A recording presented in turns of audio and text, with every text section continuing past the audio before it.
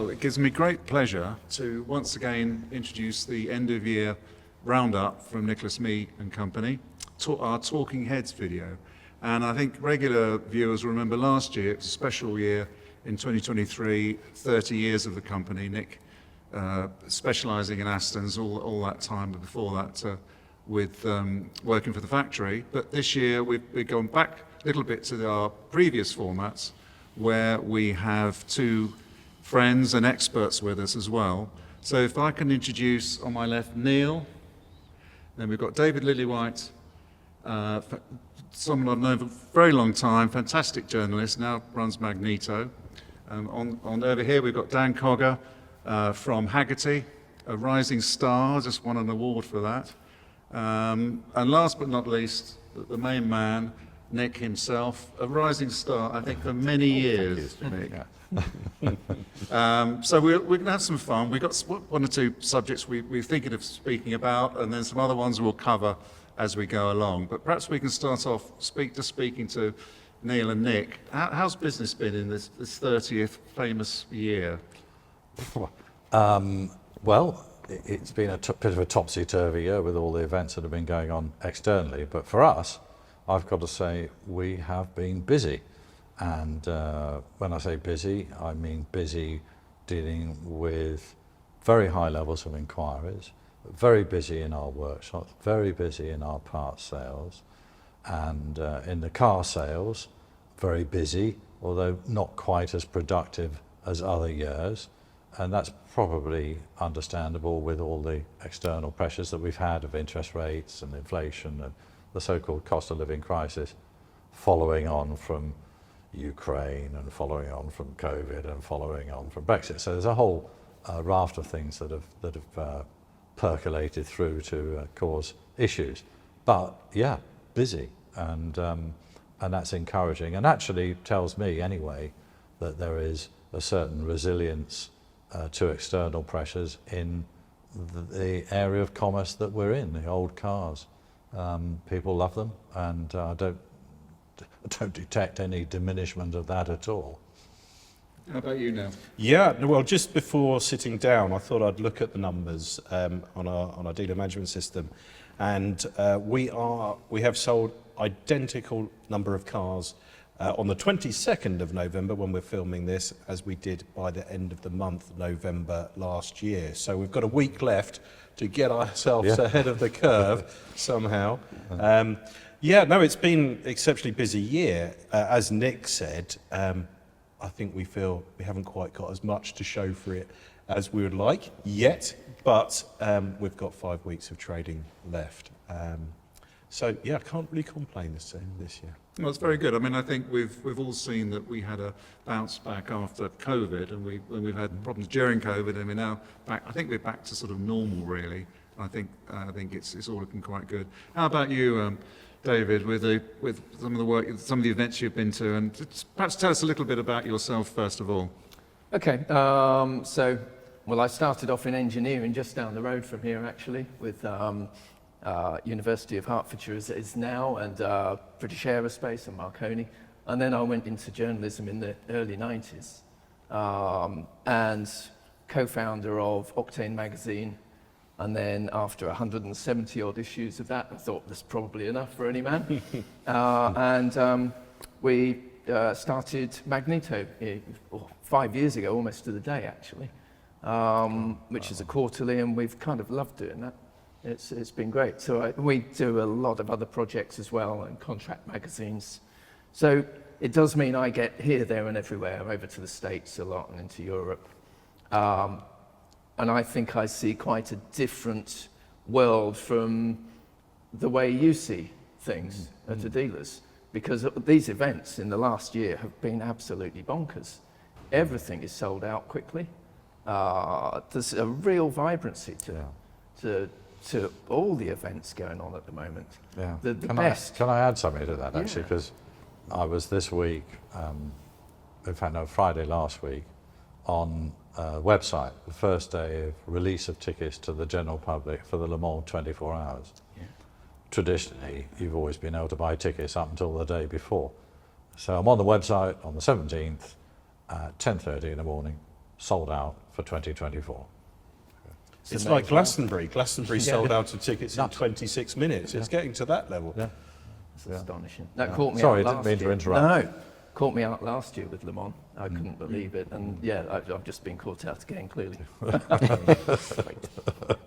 And how about you, Dan? Say a little bit about your background. I know you know a lot about cars. You've been doing it a long time. Well, I can't do anything else, so it's good that I've got one thing. But fundamentally, failed motoring journalist turned second-hand car dealer. They say those who can do it write about it, and I think those who can't write about it try and sell it. So that's, I think, the full circle of a story there. But fundamentally, from day one, it was always cars, and it seemed obvious to me as a kid that the best job in the world you could have if you like cars was a motoring journalist. A new car gets delivered to you every week, write some words about it, send it back, and you get a free car every week, hopefully at the supercar level or something interesting. But as I got older cars always had a greater interest in me, passion, history and all that sort of stuff. So it was always older cars, and you start to think, professionally, how can you actually carve out a career for yourself? And it became apparent that auctions and the dealer world was a way in which you could use the knowledge you'd hopefully curated through your childhood and early adulthood into actually a useful occupation. So spent 8 years working for Henry Pierman, a friend of all of ours.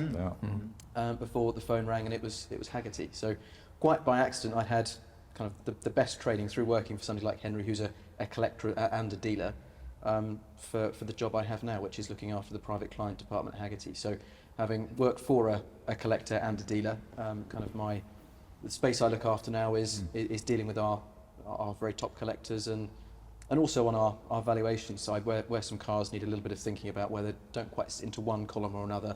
I can perhaps try and shed some light on some of those for our valuations team as well. But I agree with you. This year it's been manic for events. A lot of my job is going out and being at events for clients and everything else. So yeah, living out of a suitcase for most of this year. And I also was caught out by Le Mans tickets last year, and again, by the sounds of it, will be this year. So, Sorry, that sounds like a precursor for the year to come. It's going to be another busy one by the looks of it. But And also, you are an Aston Martin owner. as of this year, yes. Something as a 9-year-old, I told myself one day I'll own one of those cars. And when I first started working for Henry, actually, first time getting a really regular paycheck coming in and thinking, right, once I've saved some of this up, what am I going to do with it? I said, by the time I'm 30, I'll have a dark blue DB7, and I'm 30 next year, so I had to get a wriggle on. So. Congratulations. Thank you. That's fantastic. Yeah. So going back to car sales, which is we're sitting amongst some fantastic Astons here today. What have people been looking for, Neil? What's the phone ring and can you get me what's sort of hot? That's been one of the biggest challenges for Nick and I this year, is there hasn't been any particular trend, one era particularly more popular than the other, and it's made it difficult for us when thinking which cars we want to acquire or consign next. So I wouldn't say there was an obvious trend. A few cars I've just scribbled down in advance that were particularly hot. The new era cars, the last of the line, first generation Gaydon production era, continue to be very popular, and in particular the different special editions that they did. And one that I've written here on my page was a Rapide AMR. Produced at the very end of the production run of that first generation of cars, the V8 chassis platform and the normally aspirated 6-litre V12 engine. And there were 180 odd Rapide AMRs produced. Bonkers car, really. The world's fastest four-door, it was described as at the time. And this one came in just before the summer, March, April time. It was one owner, low mileage, great stealthy colour combination. It sold in 3 days, and I think I could have sold it 3 times over. And one that caught us by surprise was a DB4 lightweight at the beginning of the year, which we agreed to sell as to respect a long-standing relationship with a client, and that took us by surprise. That was incredibly popular, and it's now on the continent being used for hill climbing and track days. Yeah, I'm going to. I mean, I do agree with you. The most difficult thing this year has been detecting a trend, and I think really, you then have to start thinking outside of that box about, okay, instead of going trend model specific, what are the trends? And the trend has been on perhaps different types of car, just not what you might perceive to be necessarily good stock. So yeah, you've got things like the race car. We've had 1, 2 other cars that, you know, you might say things, well, 1, 2 Feltham cars, for instance, where you kind of go, well, I'm not sure this is going to take some time to sell, because they do, that have been very quick selling cars. And I think the only thing that you can take out of it is the unusual and special, and something that's got some historical context, some not necessarily fluffy stuff, hardcore stuff.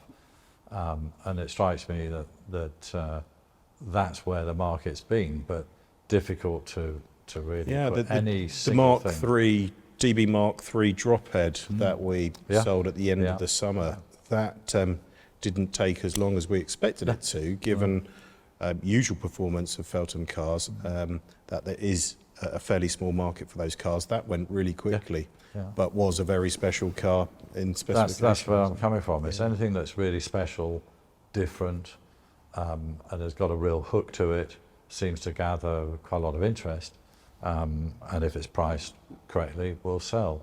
But looking ahead, you know, do we fill the place with new era, special edition new era cars? Do we fill it with David Brown era cars? Do we fill it with V8s or 90s?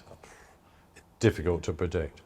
But the key things are low mileage, the usual quality, and something that's interesting and has a hook. But are you finding that people are perhaps collecting more than one car, and they might have a DB, an old 1960s DB, and then they want a more modern car, but they still want to buy into the brand and have something they can use more? I think there's quite a lot of what you might call brand loyalty, with people who will collect cars in one specific brand, and of course, thankfully, we're able to cater for that and look after them as well. And we have one particular client who's got a DB4 GT and a V8 Zagato and later stuff as well. So there is that, and then there are, of course, other people who just approach it for the first time, and they've always fancied a Vanquish or a Vanquish S or DBS, and it's very broad at the moment, and that's probably a reflection of where the market is too, because it's unlike the mid-teens, where there was quite a lot of what you might call investor-led buyers. People were buying to invest and put cars into storage. The market today has changed, and there's more hardcore enthusiasm. The enthusiast is driving the market today. And so it would explain why the special cars and something that has of a special nature and not just a tick box seems to be where it's at. Which is, I think we'll probably all agree that going back to people more passionate about the cars than rather than just seeing them as an investment, it's a good thing, isn't it? Yeah, it is a good thing actually, because ultimately it underpins the market. And as far as events are concerned, looking at you guys who do a lot more events than I do. There's your enthusiasm. Yeah, I was just going to add one thing. Yeah. Your most recent sale last week, the V8 Zagato, the gentleman that's bought that car came for the viewing last week, and he had already pretty much booked himself into the events next summer that he's going to use that car for, one in Germany and one in Italy. We hadn't even shown him the car at that stage or negotiated a deal, so it's a good job we did get that one over the line. But it's good to hear you've used that word enthusiast, because I remember when I very first started getting into the old car world, there was a horrid phrase that was quite often banded around, which was that enthusiasts don't buy cars, and what that typically meant was poor people and expensive stuff. So the fact that it's come back towards the enthusiast now, I think that's probably only a good thing as far as I'm concerned. But especially someone who can't afford expensive stuff anyway. Well, that touches on an interesting subject actually, Dan, because I'm getting on a bit, and you're, in my eyes, a young guy, and one of the things that I do has been a subject in the past is, are young people going to want to get into old cars?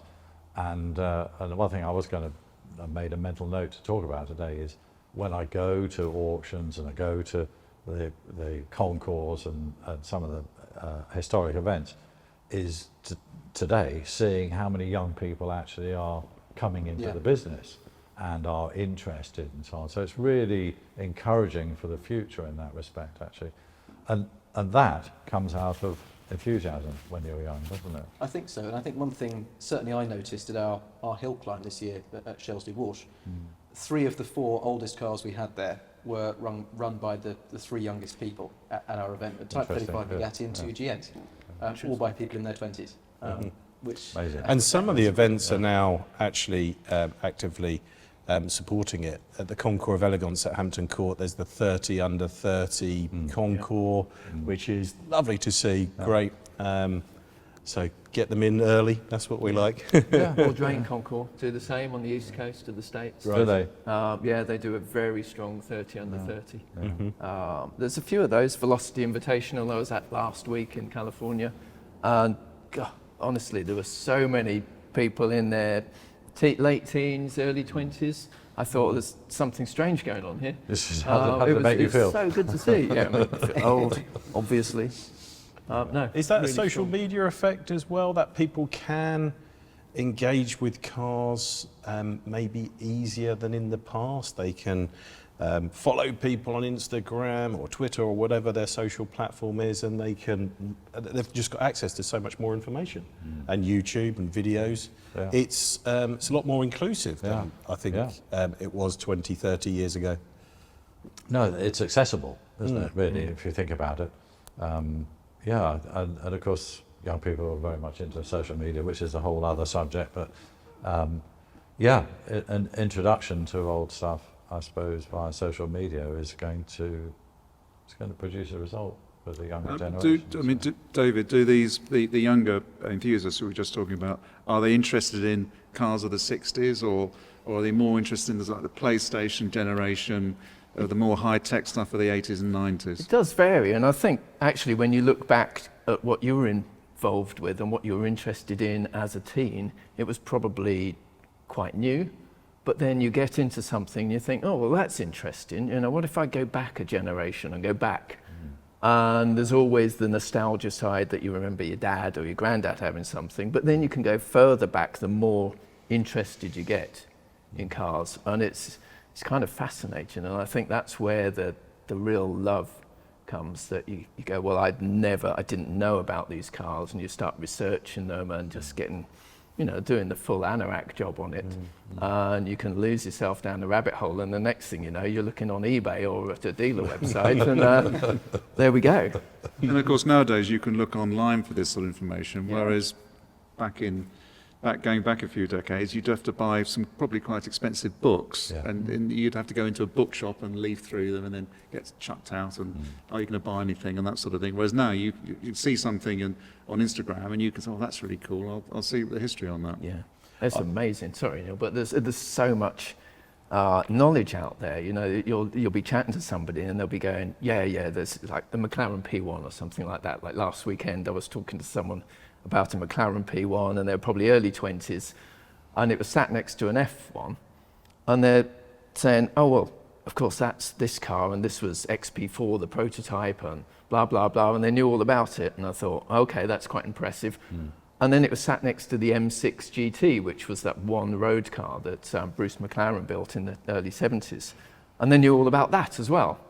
I'm thinking, okay, this is quite impressive, and that happens a lot. And as you say, thanks to internet, social media, etc.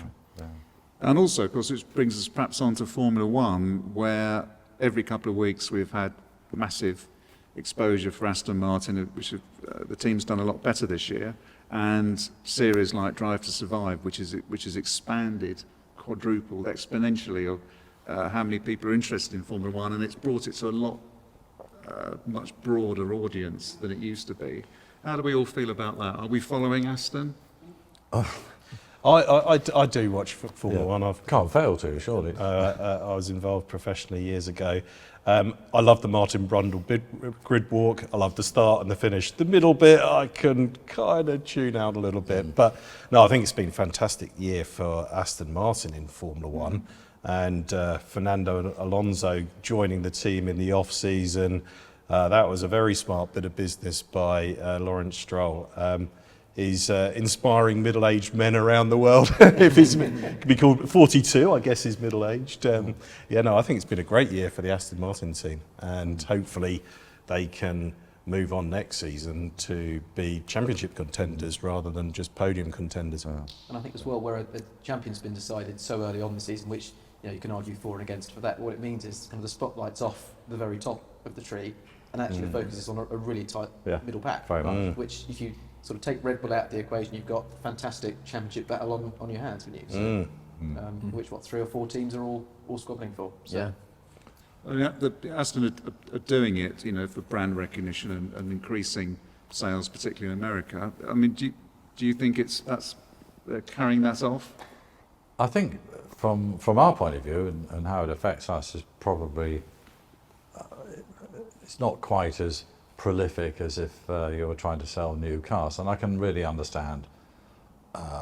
Formula One is a global thing, isn't it? And they take it into various countries that are export territories for Aston Martin, and raise brand awareness in Mexico, and fine, got all that. From our point of view, it probably in a minor way filters down into the classic cars and the older cars, if only because you may get, and I've said this many times over the years, if you went back 25 years and you spoke to a collector, even one in California, but let's just say Texas, somewhere, and you said, what's your top 5 collector cars? They probably would say, Ferrari and Porsche and maybe Lamborghini or Bentley or probably not Aston Martin. And in that intervening period, in the last 25 years, where there has been a big push for export and now with Formula One as well, the recognition of the brand in that local community in these different varied countries around the world has grown. And I think some of those people, collectors, hardcore collectors, if you went to them now and said, what's your top 5, you may well see an Aston in there. Whether it's a DB4 GT Zagato or a DB5, the icons of the brand. But I think there is something about that. You travel more than I do, David, so you'd know more of that. But I think there's something to be said for it. But I'm sure it does help them sell, DBXs and will do with DB11s and 12s and whatever future product there is. The danger is, of course, there can only be one winner in F1, and I think as long as the public can accept that, we'll be fine with Aston on Formula One. But it is a bit dangerous. There's only one winner. But I think it's always been a case where perhaps you might follow a team, but normally people follow drivers, don't they? So perhaps Aston's got a little further to go for people following the team rather than being Alonso followers or Stroll followers. I don't know. Yeah, no, well, of course, Alonso, former world champion, he's got a massive amount of followers. Stroll, seems to be a very competent driver, but he hasn't won a championship, and there's this sort of unfortunate halo of being son of the man who owns the team that's probably very difficult for him to deal with. So maybe if there was another driver, if Lance wasn't driving, there was a name, it might help in that respect. But I don't know. I think the focus is always on team leader, and I think Alonso is kind of thought of as being team leader. At least, let's face it, produced the results. Yeah, I mean third place first time out was fantastic. Yeah. I thought they might have won this year, but unless something miraculous happens in the last race, which we're... Tell you what, that drive in Brazil was for the ages, though. If you watched the last 15, 20 laps of that Grand Prix, that was absolutely epic racing between the two. My gut feel on the F1 and its impact on what we do, I wonder whether it's having a bigger impact in new and emerging markets than it is in the more established markets of North America and Northern Europe. And we have seen inquiries in the last few years from different countries. Manila, Philippines last week, and we've just sold the car. That was interesting, actually, so I'm going to have to work on him to get him on something else. But there's different countries now, and also our online parts operation, our e-commerce store, sells parts and accessories and merchandise. And I'm sometimes surprised by some of the countries, Puerto Rico, different South American countries, there's no doubt about it. Aston Martin is a lot more global as a mark than it was 20 years ago. And I think F1's got more influence on those customers that haven't got any preconceptions of the mark or have been familiar with it for 20, 30 years or however long they've been interested in cars.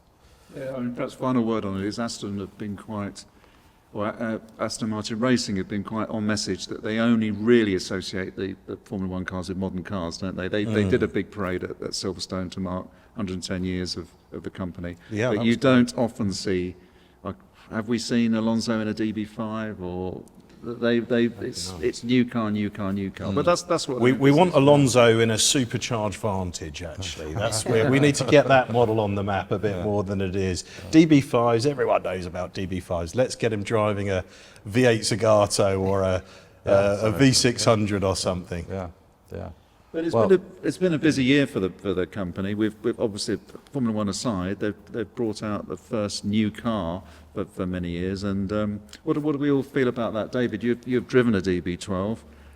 Yeah, I went on the launch in Monaco, which was brilliantly done. Actually, it's probably the best Aston Martin launch I've ever been on, and right up with the sort of bigger companies as well. The quality of the way they did things, which was interesting in itself. But the car is a big move on from the 11. It looks more resolved, but it's just the way it drives. It's just everything's been pinned down a little, and everybody came away very impressed by it. It's a very, very strong car. Interesting. Yeah. DB12, lovely. I was thinking the other day, what's next? DB13. They can't do Yeah, that. that might be. But yeah, we've not seen. I mean, I've seen the DB12, not driven one, and so we only really know about it from what people like David have written about it. It seems to be that they're making some headway, and maybe having on board, which seems to be the case, a lot of people from the Italian motor industry, more specifically Ferrari, maybe that's actually having some impact, all to the good, really. I'll have to wait and see. Verdict's out on that. I haven't driven it. And Valkyries are starting to be delivered, and they've already had a small driver's tour, and I think that's sort of the very top end of Aston Martin ownership. Yeah. You likely to have one here for sale at some point? Personally, a bit of a worry because it's a highly complex car and we don't have trained technicians on that car. I'm sure in the fullness of time we will, but for the moment I'm not in a rush. It's quite an overt car, isn't it? Just seeing people on YouTube videos. I mean, it's a classic was watching Chris Harris. Noisy, hard. He didn't actually look particularly comfortable in it, but it's an extreme machine, and people are always going to want to buy extreme machines. I don't know where. I really don't know where those cars are going to be, though, in terms of desirability in 20, 25 years' time. Are they going to be icon cars or not? I don't know. Are they going to be usable or not? Because they're hypercars and hyper in every sense. So I don't know. I'm again, the verdict's out on those. They announced they're going to do it, and they've done it. Hats off in that respect. How relevant it is to the rest and the broader range that they produce, I don't know. No, it's a funny one, isn't it? I mean, it's kind of hyper plus, isn't it? It's just another level. And you do see a lot of these hypercars going through the American auctions in particular with so few miles. You see that, don't you, Steve? And, I suspect it'll be one of those, that it will be a proper collector car, It'll sit there in the middle of an amazing collection. Will it be used that much? Maybe not. I hope it will. The other thing with those cars is the selling dealer persuades the owner to spec them up another $200,000 worth of options or something, and sometimes that's not the sort of options that we'd all particularly want, which makes it a bit more difficult to sell in future years. I can understand all that personalisation thing. I mean, I've got that. If you're going to spend those sorts of sums on a motor car and it's going to be built for you. You want it tailored to what you want. Fair enough. I just struggle with the usability of them, and you kind of say, well, all the engineering, all the cost of all the engineering that's gone into those vehicles, for them not to be used seems kind of, I don't know, a bit perverted in a way. It would be terrible. But you know, the halo, if that's what's needed, if it's the halo, and that's the question mark for me, is it really a halo? Is it going to sell more DBXs and DB12s? And what about the Valor? I mean, that's a sort of bit of a retro look. Yeah. Which have you seen one? Did I see one? No, I haven't seen one actually, but I like the idea of it. I just like actually the fact that Aston have recognised in that car, the cars they built in the 70s and 80s that have generally been the forgotten era, if that makes sense. The troubled era was what Walter Hayes used to call it, before introducing DB7, you know, that link from DB6 to DB7. But so yeah, I think it's great that they've built a car which actually has echoes of cars from the 70s and 80s, and being on a V12 platform with a manual gearbox, I can't imagine it's going to be a disastrous thing to drive. I think that's a terrific car. So we all agree that with Formula One, with modern car range, the company is certainly going somewhere. And I think, well, I'm sure you guys, up to you guys to agree with me or not, that it means that it's a company that if you're buying an older car, you've got confidence in that because it's a bit of a halo effect of what they're doing now. Would you agree with that? Yes, you know, you're touching on a subject which is to do with Aston supporting the older cars, I suspect, which is something that they've always made a commitment to, and they still run a very active heritage side to the business. And yeah, you know, some of these parts for cars from the you know 60s and 70s and 80s that become difficult to obtain. If they're persuaded enough to do it, they'll go to a manufacturer with original patterns and they'll get them remade and sell those parts to keep the old cars going. So yeah, I you know, there's always been a high recognition in Aston on their past greatest hits. Things like Valor and arguably the continuation cars that they did though. There's two sides to it. One is, you know, acknowledging the old cars and arguably to some degree prostituting their own heritage for a short-term gain, but it's understandable, it's their heritage to prostitute, if you like. But I think it's good to acknowledge and retrospectively style something if people like the look of it and it's a modern car and is usable.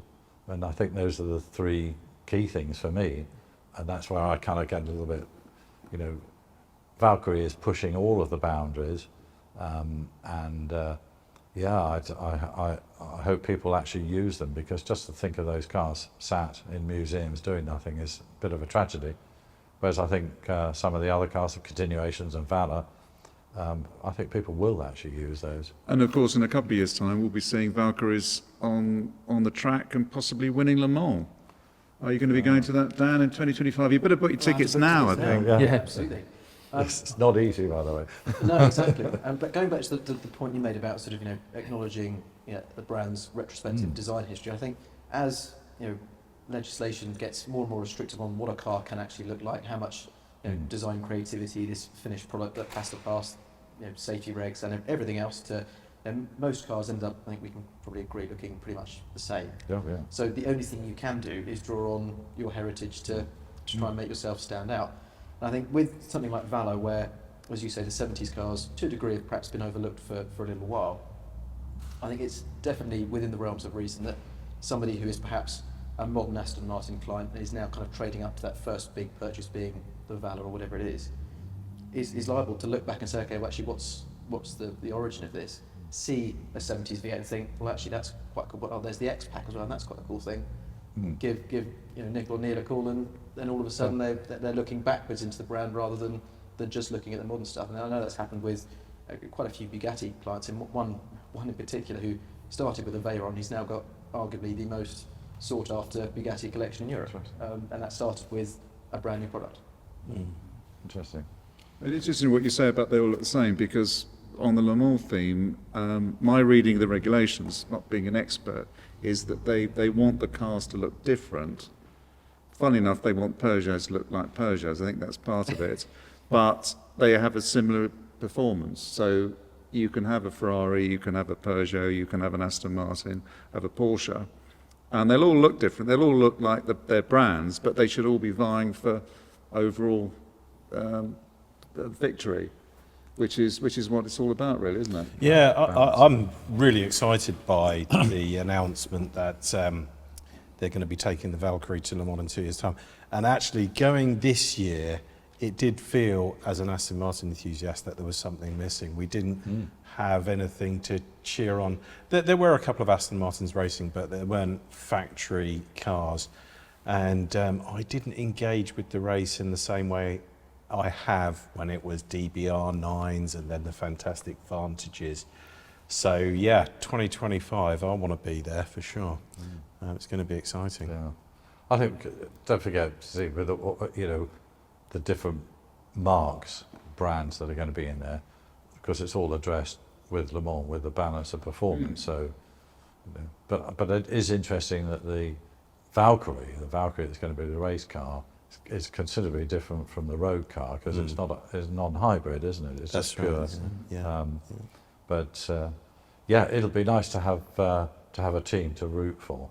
Yeah, it would have been nice for it to happen a couple of years ago, but they've had a lot on their plates, Aston Martin, so you can forgive them for that. Yeah. Back to sports car racing. That's its roots, of course. Why do you think Le Mans has been so... I mean, this year we had the Centrino, which you can sort of understand that, but it does seem to be incredibly busy, whereas in previous years, you just turn up and buy a ticket and you're in, really. Why has it got so popular now? Well, my understanding is there's been quite a regime change in the ACO, the Automobile Club de l'Ouest, the organisers, and I'm not sure how they're managing it. I suspect there's some sort of manipulation going on in terms of ticket sales, but it took us all by surprise.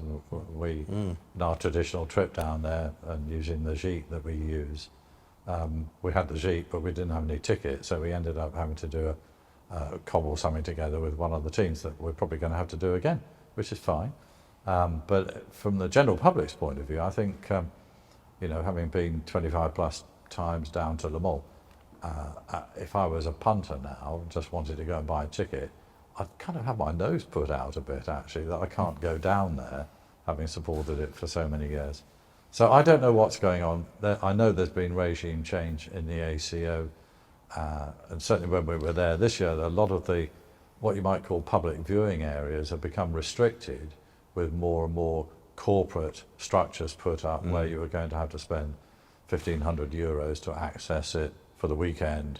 So I think there's what's known as a money-making machine going on. But it's obviously worked, because it was packed, wasn't it? I went to Le Mans Classic, and that was very, very busy. Yeah. Well, interestingly, the main Le Mans was unbelievably busy. But Le Mans Classic, which is perhaps more relevant to what we do, what I found, what I heard is 230,000 people there. Well, 10 years ago, 230,000 for the Le Mans 24 hours was a good turnout. So now you're getting, at a classic car event, where the racing is different, maybe it's not one 24-hour race, but for a classic car event, over a 24-hour period, you're getting the same number of people attending it that attended the world's most famous race, the 24 hours of Le Mans. Yeah, huge. Which tells you something, doesn't it? It's amazing. Yeah. I think on Le Mans tickets, I certainly can't recall a time where there's been so many manufacturers involved in Le Mans in a significant way. In the hypercar class, there's Ferrari, Cadillac, Porsche, Peugeot, Aston in a couple of years, and then in the GT class, there's also some factory efforts as well. And they want to leverage their involvement, and they are buying up blocks of tickets and getting their dealers worldwide to put them to use. So it's stealing some of the general public's share of tickets, which is a bit of a shame in a way, and hopefully they get that right and it doesn't come back to bite them in the longer term, because the general public's more likely to be more loyal than manufacturers. They're usually around for 3 or 4 years. They tick the box. We've achieved that marketing objective. That's that. Whereas the general public, in some cases, have been going for 40, 50 years. And I do think this was probably the first time for a long time, certainly I think in my lifetime, let's say adult lifetime, of actually being able to go down to Le Mans on your own. This was the first year I'd ever done the 24-hour at Le Mans. And it was the first time that I can consciously recall thinking, I don't actually know who's going to win this year. Whereas previously it's, okay, which Porsche, which Audi, which Toyota is going to win. Which, albeit Le Mans is more than just a 24-hour motor race, it's a whole festival, it's, it's a whole social thing as well. But, the reason you're going is because you're a motorsports fan and you kind of hope to see a decent race as well. But this was certainly the first time I've ever thought it was worth being there for the race as well as... Yeah, absolutely. Did anyone do the classic? Yes. You did? I did the classic. Yeah. It was very good. It was very busy, very, very busy. But then again, most events are since COVID, and I think there's also been this post-lockdown surge where people have thought, right, I cannot miss out. I've realised what I've missed out on, and there was a danger during lockdown that people would have thought, do you know what? Do I need to go every other weekend to a classic car event? Maybe I've found something else to be interested in during lockdown, and in fact, it went the other way completely. And there's this amazing urge for people to get out there and do things, whatever it is. All the whatever vistas are full, and what's the other one? Caffeine Machine have just opened up a second one. Yes, it's going to go on. I think don't know where it that's goes. great news and really interesting when in the UK a lot of pubs and restaurants are struggling and some closing their doors, that Caffeine Machine have been able to make their format work just around that central theme of cars, and they've just opened up their second site, not a million miles from where I grew up actually, so I was surprised when they opened up that pub. But that's opened a couple of months ago, and already at the weekends you've got to buy a ticket in advance to go and park in their car park. That's great news, and it is more evidence of how strong the interest and passion for classic cars is in the UK, or interesting cars. What about the concourse scene? I mean, is that another sort of sellout? So Dave, we were both at Pebble Beach, and it was always busy, and the tickets are very, very expensive. they are. And it's packed, isn't it? If you don't, you get there for dawn, and you can get a good look around the cars as they come in. And after that, gradually, certainly by 11 or 12, it's absolutely rammed. Do you think that's busier than normal? Yes. Yes, I think so. Yeah, Quail was the same. There were talks of this is the Quail a Motorsports Gathering, to give it its full title.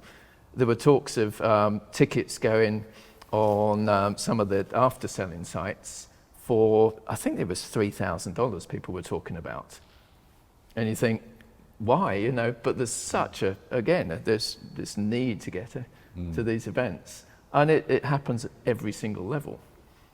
It's fascinating to see. I wonder if there's a part of that which goes back to something we've already touched on the social media side, where there is that now within kind of a more global audience, there is that genuine fear of missing out. That's because you can see, pick up your phone, every August or whenever it is, you see everyone else is having a great time at the Quail, and if you're not going to be there, some people might just be happy to be prepared to pay that premium for it, just because that's a new anxiety we have as part of the digital generation now. Ticket sales driven by social media.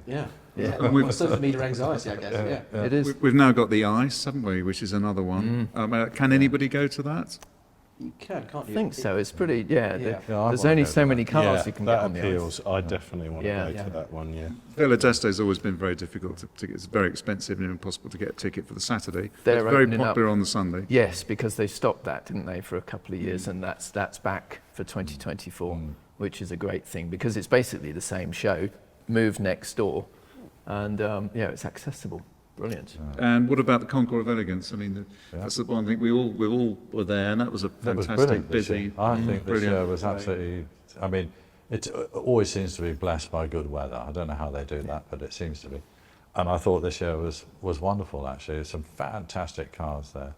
I love the fact that we were instrumental in getting a DB2 that raced at Le Mans and did quite well, a class winner in its day.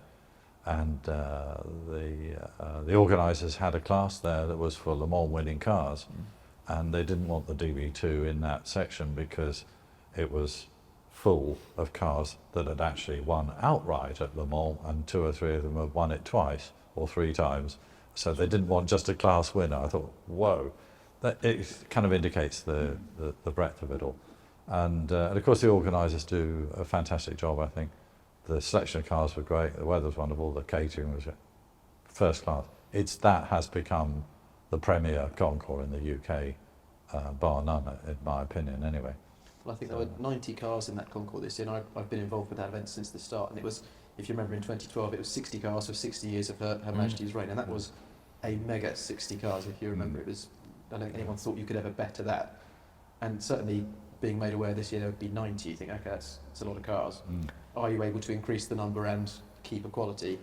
And yeah, walking out onto, as I say, the lawn, it's not a lawn, is it? It's the gardens. But either way, walking out on Friday morning, it was special. Pretty stunning, isn't it? Next year they're doing one in Germany, aren't they? They are, yes. Yeah. And apparently that's looking pretty good. I'm on the selection committee for the Hampton Courts. Can I talk to you about one of our clients who wants to put his Well, I was car about to say, we've got a list Hold on, this there's a long. brown envelope somewhere. No, seriously, because it was a subject of conversation yesterday. It lives 30 kilometres away. There you go. Yeah. He should be in. We'll talk later. Looking back on the events we've all done this year, pick a favourite. I know it's a bit like choosing your favourite child or something. But what about you, Dan? What's the best, most enjoyable thing you've done this year? Yeah, several. I mean, most enjoyable, I think, is actually a very, very left field event, which I don't think many people kind of know happens, because I only knew it through actually suffering from that same anxiety I was just talking about, seeing everyone else on Instagram having a great time. But it's a rally in the Champagne region of France called Journée d'Automne, and it's a 3-day weekend rally down through beautiful and empty roads, a very, very informal track day, and a road tour to lunch on the final day. And for me, what made it more enjoyable, not only fantastic company, but I'm a pre-war guy, pre-war car guy at heart, and I got to do it in an Alfa 8C Zagato, which is, I don't think there is. I'm a Bugatti guy at heart, but I don't think there is a better pre-war car than an 8C. You'll forgive it. 8C Zagato. Did you need a car like that to do that event?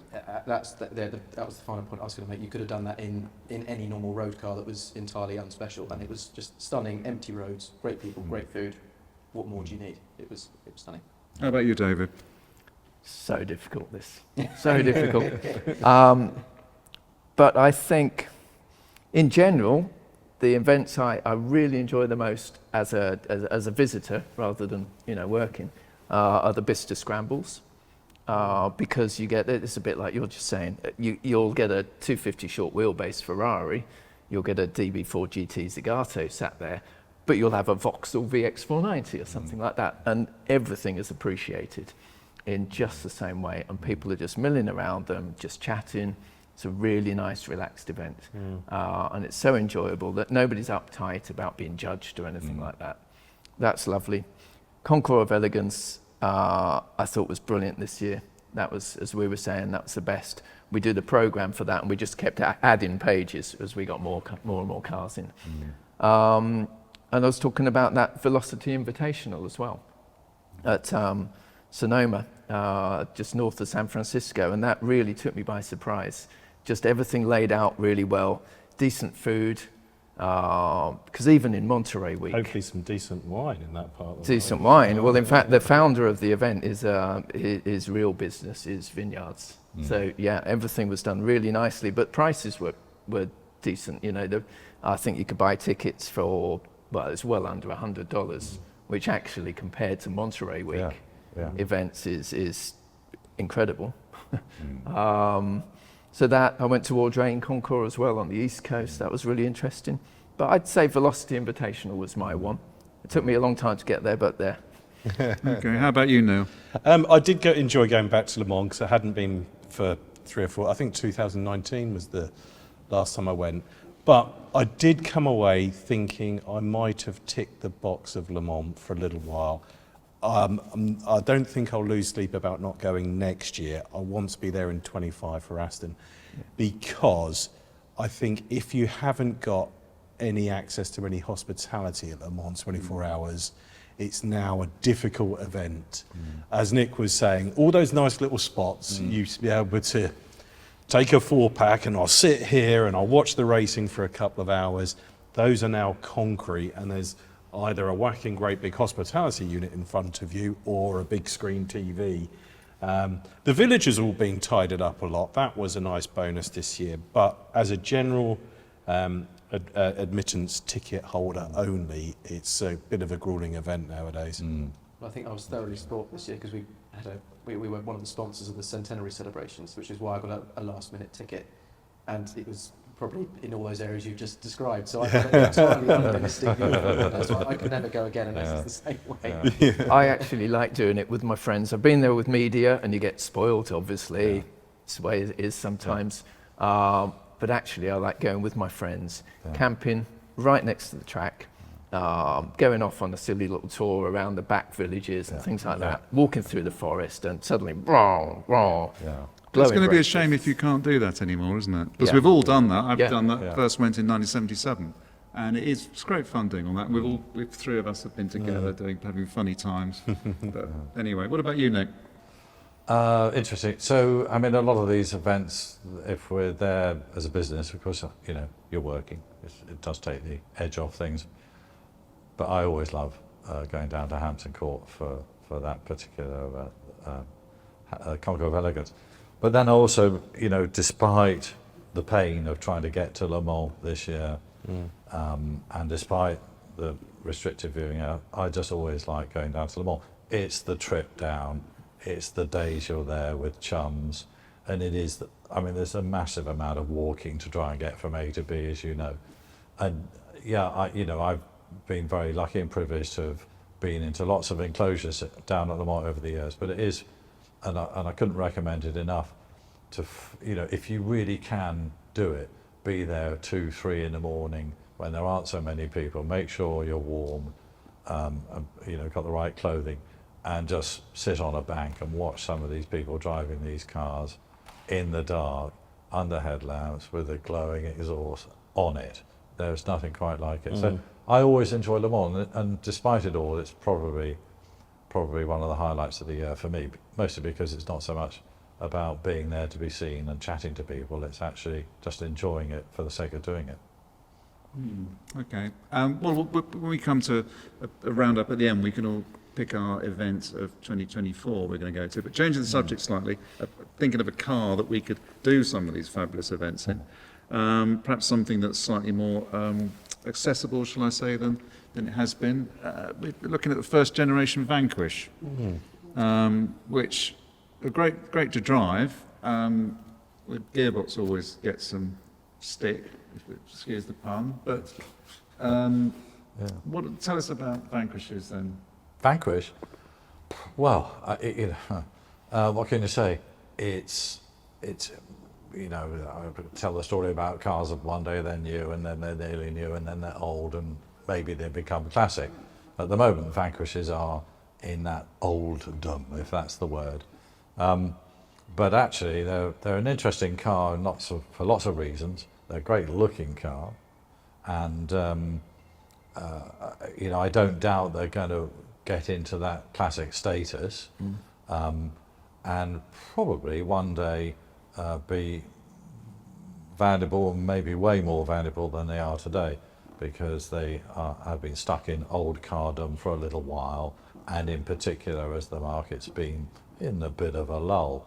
So whenever you see another uptick or uplift in the market, I could see Vanquishes going somewhere. But meanwhile, you know, they are mostly sorted out cars. There were some issues with the very early ones, but they've mostly been sorted out as time's passed.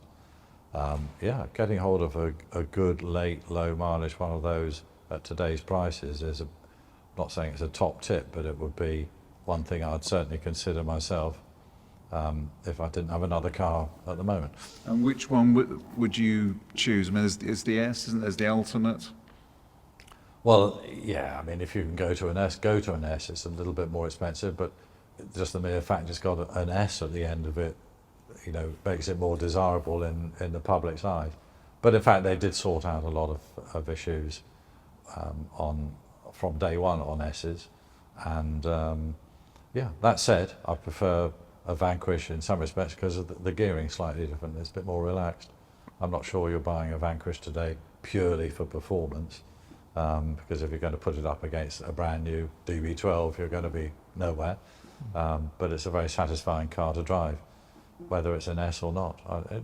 It makes a great deal of difference, really. And what sort of prices are we talking about? The cost of getting into an Aston Vanquish? I would advise anyone interested in the model, and I could definitely recommend the model. I still love them. You know, we're lucky enough that we get to drive all these different Astons almost on a daily basis, and I get in a Vanquish and it feels different from driving Special. a DBS or a DB9 or a Vanquish, which are variants of the same car.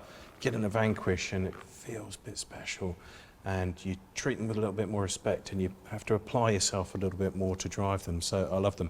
But not all of them have been maintained at the right levels. Because they were always seen as the flagship of the range, people were buying them not necessarily to use every weekend to do those high days and holidays trips with, and as a result they compromised on the maintenance of them. So buy one, have an inspection, make sure you know what you're buying, buy a good one.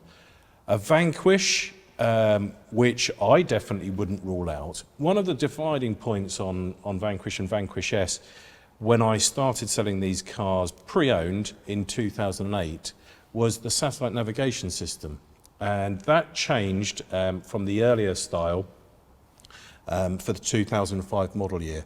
And when those cars were almost new and people were going to use them to drive to their office and back or drive every weekend, people wanted the up-to-date sat-nav system. Now, in reality, the youngest Vanquish in the world is 15, 16 years old, and the sat-nav's way out of date. That's not so much of an issue for people. So people are, or if they're not already, should be open-minded towards Vanquish or Vanquish S, is one point I'd make. I'd say a good Vanquish, 60, 65 and above, and a good S, they have softened over the last couple of years, get into a really good S for kind of mid to late 90s, and I think that looks like a lot of car for the money when you compare it against some of the Gaydon era cars, and with the effect of inflation on brand new cars, going back to the DB12 that we were talking about earlier, that's a £250,000 car now. And it's a 200 mile an hour car, I think, isn't it? Or nearly 200, 190 absolutely, something. yeah. And people are wrong to view them as just a beefed up DB9 because they have a similar silhouette. That's not reality. The DB9 under the, the Vanquish under the skin is a lot different to the DB9. The aerodynamic flat floor. They were the flagship of the range for 6 years, and a not cheap car when they were brand Something new. that someone said to me years ago that it resonated overnight, and I thought in the morning, do you know, you're right. Having talked to them, saying, well, the significance of Vanquish is it's kind of like the last of the hand-built cars from Newport Pagnell, the first of a new generation of using carbon fibre and electronics. And look at the car, isn't it a wonderful sculptural a feast on your eyes, which even today, if you tinselled it up with modern LED lights, would still look quite modern. And of course the numbers they built are quite small. It's a 1,500 Vanquish and 1,000 S's for all markets. Broadly, yeah. So, you know, I've said all this to some guy, and he said, yeah, he said, oh, no, I understand all that. He said, but it's more. I said, well, what do you mean by more? He said, well, it was a Bond car. And you kind of think, Bond car, so what, you know? But actually, for a generation, there's probably some validity in that. There you go. Yeah. Thank you, Dan. My first Bond. Come on, Dan. So- How old were you when Die Another Day was in the movie Anyway, theatres? so the sort of the halo of all that is, of course, DB5 and Bond. But it is quite interesting how people perceive these things. And you can't take that away. It was a Bond car. It's completely true. I mean, I wasn't old enough to go to the cinema to see it because I was under 12 years old and had a 12 rating. Oh, So that same year, I saw Johnny English at the cinema. I saw the DB7, which is why that was on the big screen, the one I wanted to buy. Brilliant. And then when you could get Die Another Day on DVD, you could watch it at home. Yeah. Oh, that's what you really want. Was a Vanquish. But for people of my generation and just either side of that, I mean, I don't know about you, but obviously one conveniently sat behind us. It is still It doesn't look its age at all. I No. think you say cars become second-hand, then old cars. I don't think that's ever looked like an old car. I don't mean that in terms of the way it looks. It's No, just but- where it sits in the marketplace. You know, it isn't yet classic, or maybe it is. I don't know. But to me, it's going to come out from its station Yeah. at the moment into a classic car status at the moment, and that's partly driven by numbers and bond and all those other things. Exactly. Yeah. Yeah, I've sold a couple of cars in recent years where it's been the buyer's birth year. So those 1960s icons. I was born in 67. What year's that DB6 Volante you've got in stock? It's a 67. Oh, great. And then people often aspire to cars that were in production in their formative years, 16, 17, 18, when they started to buy the magazines and started to go to motor shows and things. And the Vanquish, 2001 to 2007, so we're getting close to 20 years on from that. Those teenagers are starting to hit car buying age, so there will be a wave of interest in the Vanquish and Ferrari 550 Maranellos and Ferrari 355s and Porsche 996s and 997s. Those will be the I next think it's era to already get the been lift. happening in 550s, hasn't it? It has. Yeah. Yeah, very I've much seen so. a few results, auction type results. You kind of go, really? 150,000 for a Maranello? But they're getting there, aren't they? So it's probably the day's not too far off. Interesting, actually. Do you think They're also very nice cars to drive on a long journey, aren't they? They're Yeah. solid as a rock, and it just goes. Yeah. No, don't underestimate the Vanquish. I mean, 500 an S is 510 or 20 horsepower, which is 520, yeah. which is pretty respectable even today in the great horsepower race. And yeah, the one thing about that generation, or the Vanquish, which I think is actually, to me anyway, superior than all the later cars, is that they have a ride quality, a sort of compliance about them. You might call it softness, I don't know what, but to me, they're a more comfortable car on long journeys.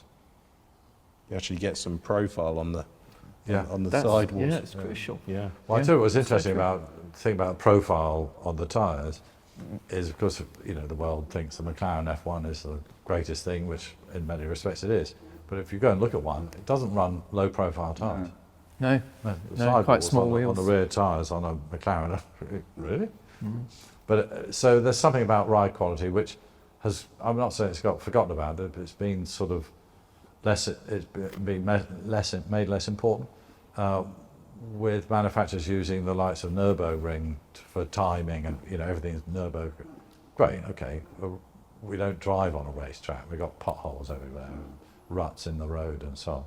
So yeah, Vanquish ride quality is, for me, one of the big bonuses actually. Well, that sounds good. There's something to look out for. Nick, we're going to ask you to say a few words about the HVCA, and perhaps Dan can join you on that, because I know Yeah. with working with Henry, you did a lot of work on that. Yeah.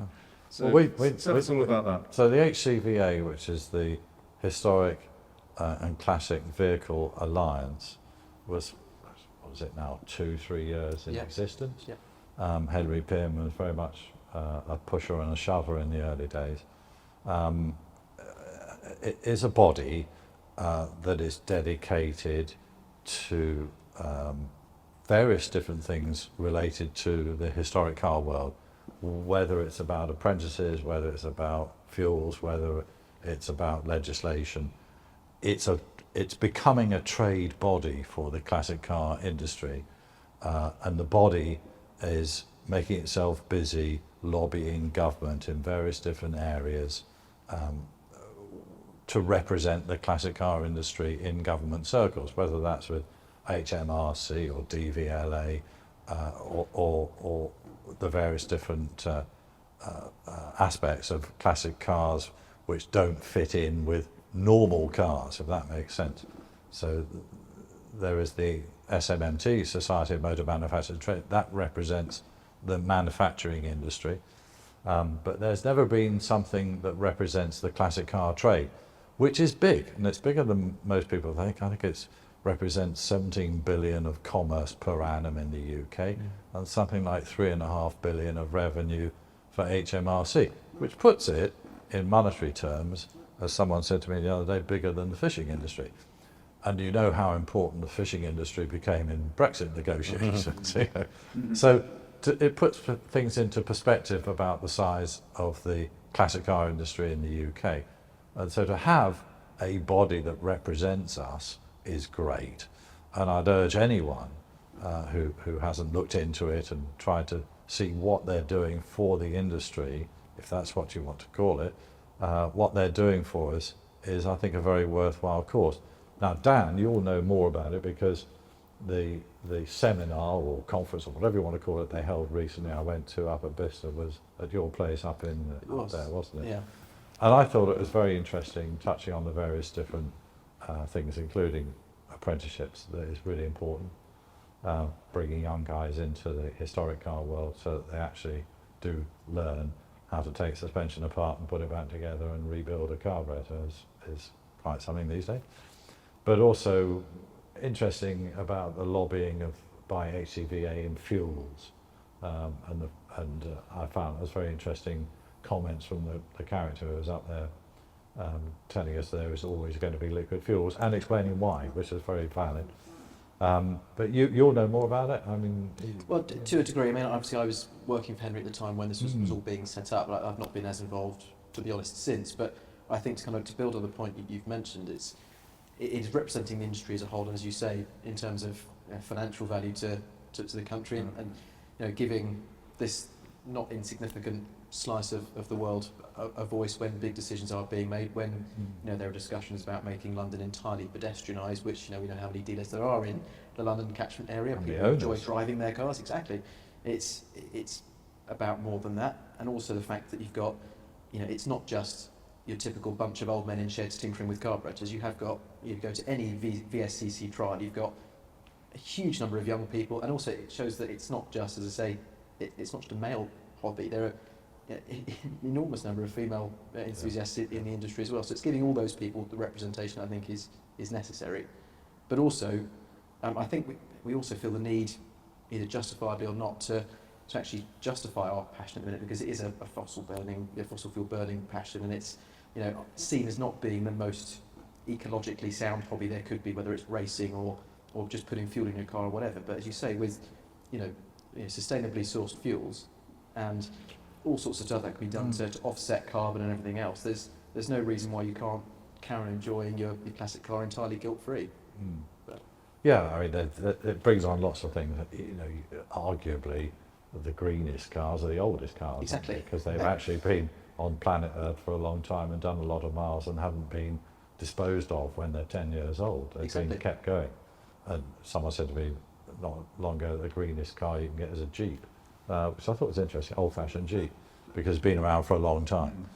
I just think that it's high time, and I'm glad that there is a professional body of people out there representing the industry. And I don't know, you've probably written about it up in Is magazines. it happening elsewhere? Are bodies like that getting any traction? Yeah, there's some quite strong ones in Europe, Germany in particular. The States, I don't think, I might be wrong in this, but I don't think there's anything that really pulls them all together at the moment, and they probably need that more than anyone. But as you say, it's that whole thing that we can't just go, environment, who cares? It's really, really crucial that we do things properly, because the sort of social stigma of driving a classic car, if people go against them, then that's going to kill everything. And luckily, it is being addressed. And I think most people are pretty realistic and understand that classic cars are really important to our heritage as well as our industry. And actually, none of them are doing very many miles. The sustainable fuel thing I found really terribly interesting, because what we were being told, and I believe in this, is that the government to date had taken this one blanket policy, one blanket fixes all problems, and it doesn't, because it doesn't. Agricultural trucks and lorries and stuff and planes and ships, always going to need a liquid fuel because they just do for what they do. And given that there's always going to be a liquid fuel, then the sustainable fuel is going to be the way forward. And of course, the great thing with the car is you can adapt it to run on sustainable fuel. In some cases, not even that difficult. And the interesting and the manifestation of that was this year at Goodwood with the 9/11 grid. All the cars in that race, 30, 40 cars, whatever, all on sustainable fuels. I And think that's on a coming bigger through scale than that, in other sorry to motorsport interrupt, too. didn't Le Mans Classic, didn't every Bentley car race. at Le Mans Yep. Classic run on? Yeah. And all the vintage Bentleys with Yeah. Benjafield's Racing Club drove from London to Le Mans and then raced. Yeah. Again, all on sustainable. Yeah. Excellent. Which is great. I mean, and of course, something about HCVA can actually make a noise about that too. So yeah, you're right. It's good that there's a body that is actually ultimately going to be sending some direction for the industry. They were talking about grading the sustainable fuel. This is really sustainable, and that's not quite sustainable, and so on. Which would be interesting. And am I right in saying that you can swap between the two?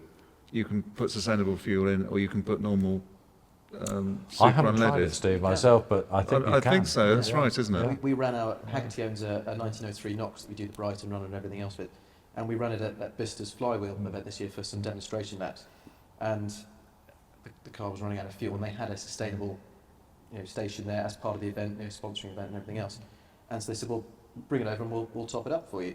And it seemed to like that more than the high octane pump fuel that was in it beforehand, and it was fine. And it lasts longer as well because it's higher octane. One question I don't know, you might know the answer to this, is what about cars with catalysts? Is that right? They work with catalysts? I don't see why it wouldn't, because I think as far as the engine's concerned, if you can sort of put that spin on it, it's a chemical reaction. So I don't see how it wouldn't. But No, then I'm pretty not sure an they're engineer, okay. So Yeah, okay. Job done then. It's good to see that these things are happening. And also, to be fair to the government, if that's at all possible, they're not totally unreasonable. Things like number plates, they can be quite good, quite reasonable, can't they? If you're getting a historic number plate, the government would be quite helpful on that. So Yeah, DVLA is a thorny subject. we have Again, there's had lobbying an by experience recently, and the DVLA through the Aston Trust did a very good, very quick job on something. If you can do it online, the DVLA's fine. It's when you need some human interaction. You have to write. I think one of the things, going back to this seminar that HCVA did, they had some two representatives there from DVLA, who were taking the flak but didn't really say much, which I thought was interesting. And I know this, if you go back 30 odd years, DVLA or council used to actually have a trade counter. There were people that dealt with the trade. Which was great because you could speak the same language and stuff could get done. At the moment, if you're in the trade and you're trying to import something or get something registered that hasn't been registered for 25 years, it's a nightmare because you're having to deal with people at DVLA that are dealing with the general public on trying to tax their full Fiesta that ran out last week. It's the same person. And all of the rules and parameters and requirements are very, very different for some of these old cars, particularly if they've travelled around the world. And there just aren't people that you can connect with and talk to at DVLA that seem to understand where you're coming from and start throwing things at you that are completely there's no understanding there's no working relationship between the trade and DVLA, which strikes me as being a bit bonkers because it's such a lot of waste of time. You can spend 6 months, as we did recently, getting a car registered in the UK that's a very straightforward car, British built, that came in from Japan. And it was just, it got down to, but this document's a photocopy. Yeah, but it's a Japanese document and it's all written in Japanese. So can you really tell me what it says? But we can't accept a photocopy. So, there's a sort of lack of understanding between DVLA as it is at the moment and classic car trade. So, again, one of those subjects that HCVA are trying to address, getting people from DVLA to engage.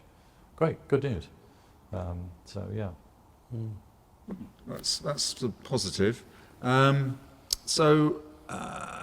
We traditionally sort of have a bit of a what do we want to talk about as an ending up sort of thing. We'll choose our favourite cars and events towards the end. But what else? Anything else matters at the moment? Electric cars, I think we've all done quite a lot of, and you know they're here, but they've been delayed slightly. But I don't think as a classic necessarily. I don't know. Only time will tell on that.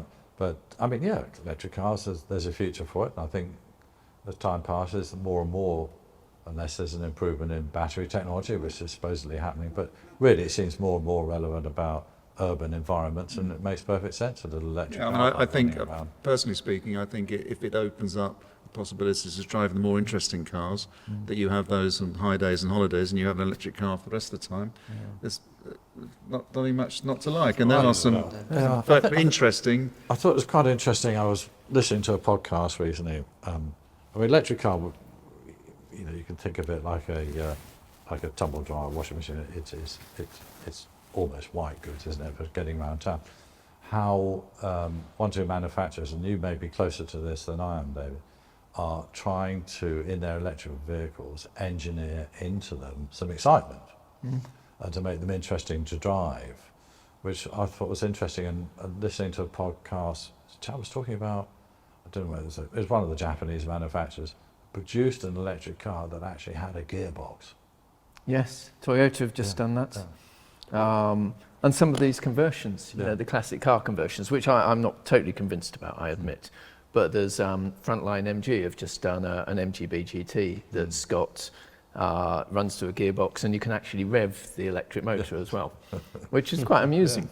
It's about choices, I think, probably at the end of the Yeah. day. And I dare say those wouldn't exist if there hadn't been the environmental concern and hence the electric vehicle. But the thing is, the electric vehicle is not the solution to. It's not the total solution to the pollution that comes out of transport, isn't it? I think. And I think that's what is probably now sinking into government. You know, trying to run a combine harvest. more open-minded. If that ain't going to happen, you know. Let the scientists have a freer brief and let them get clever, I would say, rather than just funneling them into batteries. Give them the challenge. Yeah. There's some smart people out there. Someone who's spent a bit of time now in sort of veteran car world, given the fact we, as a company, we own one, it seems to me that there doesn't seem to be any solutions to the problems that kind of killed the early electric cars, i.e. range, ability to charge, whether that's at home or anywhere else. Those problems are all still very much there. So as you said, I don't think it is. I think it's a convenient solution for now, but I don't think it's the only Long term, yeah. Did you say you did the London to Brighton Yeah. then? Did you? Oh wow. Yeah, I've done lucky enough to do it a few times now, and I love it. It's we're talking about some of our favourite events, and I think as an event that is completely wholesome, without any kind of commercial bias or anything else. The fact that you can have on any given street several families, 4 generations deep, all sat there cheering you on, waving. It's you kind of come away from it loving it for all the right reasons. Not how much business did I do this weekend, all that sort of stuff aside.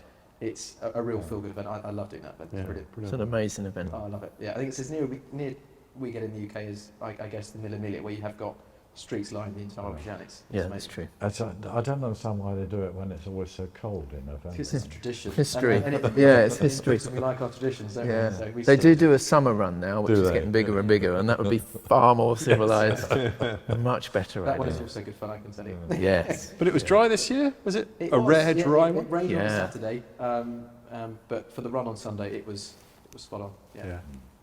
So looking towards next year, events-wise, pick one event that you're really looking forward to. David? Oh, damn it. How many air miles did you collect this year, by the way? Where are you Not going as with many your as I air have miles? in previous years. I've cut down a lot. But yeah, it does get a bit silly. I'm involved in Concours on Savile Row, and that's kind of really, really important for us. And just because, like Dan's involved in it as well, and it's just a really enjoyable I event. enjoy that. But if I say that, then it's just going to sound like I'm saying it because it's ours. So I think I'd say members meeting at Goodwood. Actually, I really enjoyed that. It was a lot busier this year, but it's still not as busy as Revival.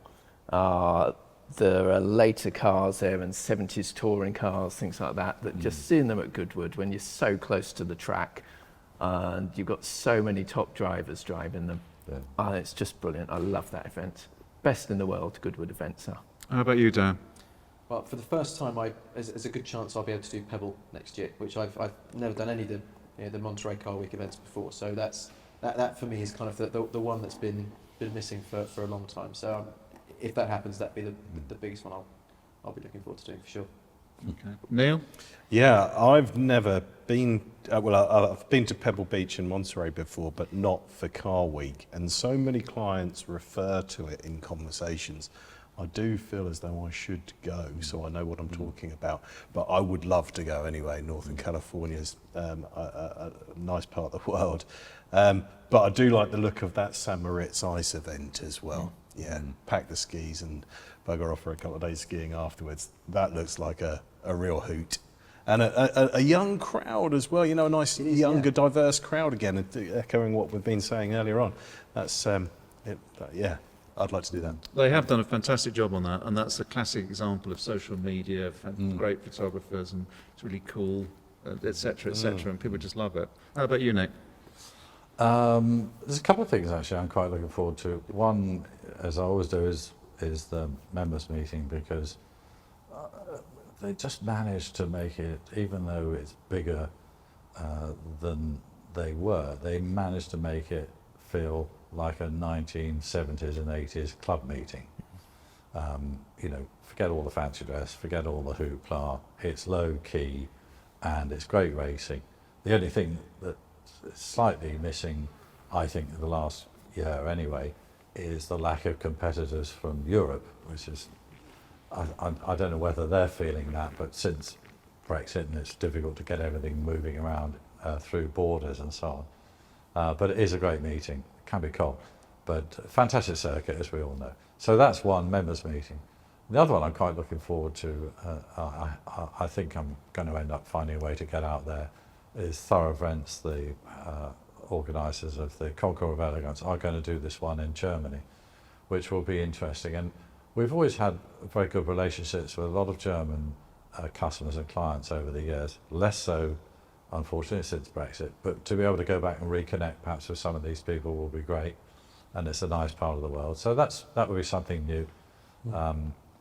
Done St. Moritz, not the ice one, but different ones. Yeah, Pebble Beach, if you go this year, I'm sure you're going to really enjoy it. My overriding impression, though, is you don't half feel like a small cog in a big wheel. It's massive. You know, you may be someone here, but over there. And another perennial, which is always a hot topic, is a two-car garage. Now, you two are only allowed to choose Astons. And I think let's perhaps all have a go at choosing Astons, but what do you think? Oh, well, you At didn't. the moment, what's on the, It'll on be the different Lillywhite tomorrow. list? It'll be today. It's different from yesterday. Today, it's a Miura to just be sat there in the garage, just stroke it and take it out every now and again. And to hop in every single day or every other day is a Mark 1 Golf GTI, just because it brings back lots of memories and it's just a fun car and it's a decent size and you can just Had 4 of those. really. Okay. Yeah, I've had 5 or 6 Mark 1s and Mark 2s, and yeah, I'd love to go back to a really decent one instead of cobbled together one. But yeah, there we go. What about 2 Astons? Come on, you're in Aston Oh, territory. all right. I would have. Do you know what? I'd probably have a Feltham car. I'd have a 2.4, DB24, because I think they're hugely underrated and set up well. They just feel really good, really good fun. And I'd have a DBS, even a 6-cylinder or a V8. I don't mind. I like the way the 6-cylinders look and the V8s. All right, a little bit more fun. Okay, Dan. So mine already included an Aston anyway. And since the first time I saw one at the Festus Speed on the Cartier lawn, DB4 Zagato 1 VEV, that was, what is that car? I'm in love with it. So that was always for me the money no objects car. But as a pre-war guy at heart, it would have to be the inaugural Monaco winning Type 35 Bugatti. It'd have to be. So that's my 2. Williams one, is it Williams? The Grover Williams car, yeah. Expensive taste, Dan. Sadly, Expensive It has, hasn't it? I Yeah. was gonna say, yeah, how are you going to get there? David's talking about Mark 1 Golf GTIs and you're talking about Zagatos. Yeah, it's destined forever to be unfulfilled, I think. Yeah. Yeah. I always go for the underdogs. And Neil? Astons. Only Astons. It might be an obvious one, but DB4 GT. We've had a couple in stock. Sold one last year, and we've got a couple in stock. And had a good drive in one recently. Oh, what a machine. And this one, no radio, wind-up windows, the simplicity of DB4s and DB4 GTs, and getting on for 350 brake horsepower in that small, light, nimble chassis. Oh, yeah, that does me. And more modern, GT8 is a car that I think is perhaps underrated. I think it's Aston Martin's best ever driver's car. I think they're fantastic. And I'd love one of those, controversially, without the wings. A touring spec GT8, like the GT3 Tourings and the previous generation of those. I've always had a soft spot for those. But nice GT8 in a fairly stealthy colour combination without the big wing and without the front lip on the splitter. That's a bit of me. Nick? So, Steve, this was a subject that came up the other day when we were thinking about this video and certain points for you to ask. And I thought about it, and I thought, it can't be two. It just can't be two. I don't know how you do two. No. It just can't. So I wrote 5 down, but then the question is for 2, and I'm really still struggling with. Go on, which give two. us your Give us your five. Give us five. your five. Okay, so yeah, okay. So DB4 GT, elegance, performance, light, simplicity. It's a masterful car in what it does, and I think actually probably today quite underrated. But anyway, so it would have to be a DB4 GT, and then I've sort of dismissed the rest actually because I did get it down to 2 in the end. Not getting to 5. I go to 3. And then in the modern idiom, well, no, there's an X-Pac Vantage in the middle. It has to be actually because I sold so many of those V8s through the 70s and 80s and did so many miles in them. There's a massive nostalgia kick, and a good X-Pac Vantage is a lovely car to go and put miles on and go across the country. So I got to throw that back in. That was I love the V12 Vantage as a car. I just love the fact that actually there's this relationship between fear and excitement, which is very high in those cars, but it's what keeps you on it. And I love a car that actually has a bit more power than chassis capability, because then it's all about the drive and the driver. So there's one of those in there. And actually, I suppose the last thing is, I really enjoy, and I have one at the moment, the Rapide. I think it's just a sensational car, terribly underrated.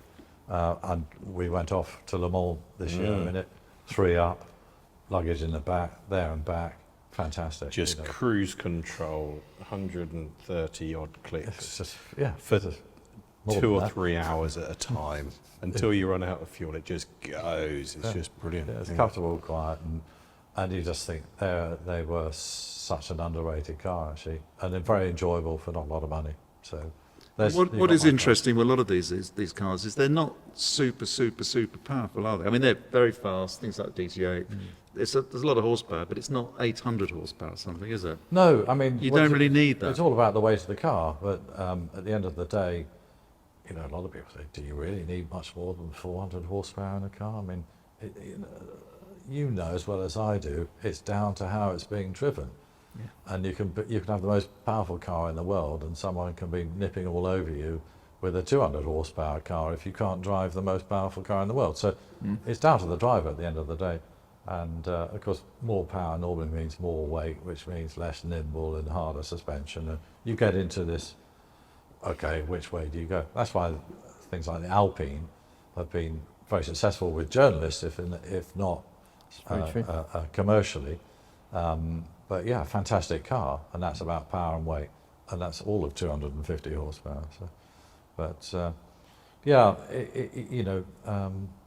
Yeah, repeats what, 420, 430 or something? No, 475, isn't it, actually? The earlier ones, That's they got up to 565 brake horsepower at the end of it with the repeat. It's the way it does it, it's the way it delivers. Yeah. It's That's going what's back to the electric cars, they're insanely fast, but once you've done it a few times, that's the Yeah, but end of it, isn't it? The problem with the electric car, even the big powerful ones, you know, you go down the road with your lights on and the wipers on and the heater on and the radio on and, you know, all the bits and pieces, and your range is reduced very significantly. I mean, London taxis last winter, it was a hard winter for a few days. Cab drivers were taping over the heater switch, so you get in the back of a cab and you couldn't turn the heater on because it was cutting the range too much, you know. It's a big issue. Range is what's cure the range, and it's a different story. But then, is it a story about enjoyment of driving? We talked about V12 Vantage. I don't think you're ever going to get that in anything electric. No. And the V12 Vantage is, you know, it's not a huge amount of power. It's very decent power, but it is all about that hilarity of booting it and just feeling it going like this, especially an early one. Yeah. I think That would have been number 3 on my list. What you're saying is V12. what you're saying about the power and does anybody need 800 brake horsepower? I'm guilty. I've never driven one, but McLaren's a mark that just doesn't connect with me, and they're up to I don't know what the latest one is. It 765, 750, isn't it? 750S. I is the couldn't new tell one. the difference Yeah. between one and the other. Actually, the one I seem to like most is the baby of the range, the 570S. I think that's the best styling personally, but they've got 800 brake horsepower. But I don't look at one and think, I've really got to drive one of those. I don't know whether it's just me. Also, the irony of those, I haven't driven one for a long time, but the early ones, the ride is fantastic on those. So obviously they're all fast, Yeah. but one of the things you get with the early ones is this phenomenal ride, which, you know, is something else that's important. It is, yeah. You know, it's any car, it's what it delivers and how it delivers it at the end of the day, and how it tickles your fancy or not. Yeah. So anyway, go back to the 2-car garage. Where did I get to? 3 or 4, wasn't it? No, you've got one left. One left. Yeah. So, and the one left actually, which is one I was banging on for years about, and still there actually, is for the city, a Signet. And that's because, you know, it's about the money really, because what other city car can you buy that's depreciation free? How much are they now? Well, for a half decent one, you're 30, 35. Wow. You know, and that's kind Don't of often see them that's for what we were sale. selling them for 7 years ago. Yes. I did see one we had the London Concours, I think, right opposite your stand actually, with a V8 stuck in the back of it. Then that seems. No, it's not for sale. Yeah, I know where that car is. We've had it here. Yeah, that's quite a special car, which is a fantastic car, but it's got a 5-gallon tank. Come on, Steve. I'm sure the audience is keen to hear your 2-car garage. It doesn't have to be Aston. It probably will be, knowing you. But I'll give you two Astons would be DB4 GT, sort of in a sort of a 1980s spec, no bumpers, racing tyres, slightly flared arches. I'm sort of half looking at one over there actually, and then you do a bit of club racing with it, and then drive it home, and it's fantastic. And the road car, which I think I say every single year, is the DB9 manual sports pack. That's such a nice car. You never see them, do you? But they are getting old. Well, actually, no. This is it's slightly interesting. We had one a few months ago, and it came in, and there it was. DB9, was it 10? Was it a 9? it was an 09, yeah. DB9, manual box, sport pack chassis, 22,000 miles, finished in California sage with a Parliament green interior. And that ticks all the boxes, doesn't it, really? How much is a 09 DB9 on the open market, one with a regular automatic transmission? Well, 35 to 40 grand, depending on the mileage. No, this has got to be worth more. Anyway, we put it up at considerably more money, not knowing whether we'd be able to get it or not. But of course, we did. We actually got closer, and someone else out there recognised, hang on a minute, sport pack, manual, DB9, California sage, Parliament green. This is going to be a sort of one of two or something. What a great car for upper 50s. So the market, we started this talking about where the market is, and if you've got something special and different and appealing to the enthusiast market, it's going to go if it's the right thing and you're not too over-ambitious and sensible. That's really we had it. good. You missed it, Steve. Sorry. There's my chance there. If he decides to sell it, I'll be on the phone. Yeah. And where are you going to be next year? Events? Well, I'm very like David. It's a great privilege to do a lot of these events as media and sort of see the slightly better side of things at no cost, albeit you've got to get there. I'm quite like to I'm looking forward to going to the Monaco Historics. I think that's going to be good. I haven't been there for a while. Pebble Beach is always good. I think Monaco Historics will be good. It's a special place. If you found somewhere to stay, it's not that expensive buying the tickets. You can buy the tickets, the grandstands, and that's a good one. So It might be worth doing it whilst you still can, because is Monaco's place on the Formula One calendar looking a little bit vulnerable in years to come? And if the Formula One race goes, will they be able to justify the historics? I didn't even know that. So I can't believe they'd stop the Monaco Grand Prix. But they don't pay for the race, of course. Whereas there's a lot of countries around the world now willing to pay Formula One a lot of money to host the race. But I think, with Concours of Elegance, fantastic. Members' meetings, great. There are just some terrific things to do. And if you can organise your travelling and get a room somewhere, which a lot of these ones, particularly in America, are very, very difficult, very expensive. There's so many lovely things to do with cars. Oh yeah. Well, we know that because everything's sold out. Well, there is that as well. And on that note, we've had such a fun time. I've really enjoyed this. It's been another really good one. So thank all of you for coming along, and thank you for watching, and happy Steve, Christmas and Happy New Year and all that sort of stuff. as ever, thank you for coming along, agreeing again to come and do this. We enjoy it one way or another, and enjoy you coming along and playing your role in the chair. So thank you very much for that. Thank you. Thank you one and all. Thank you.